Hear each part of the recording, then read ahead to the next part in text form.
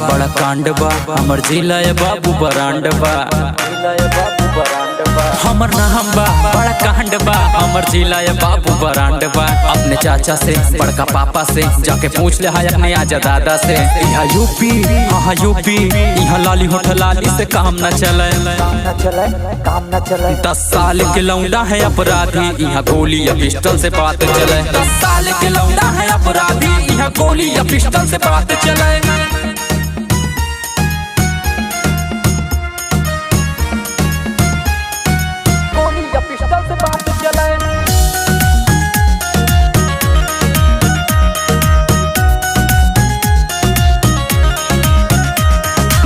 बदनाम हमरा यूपी के नाम,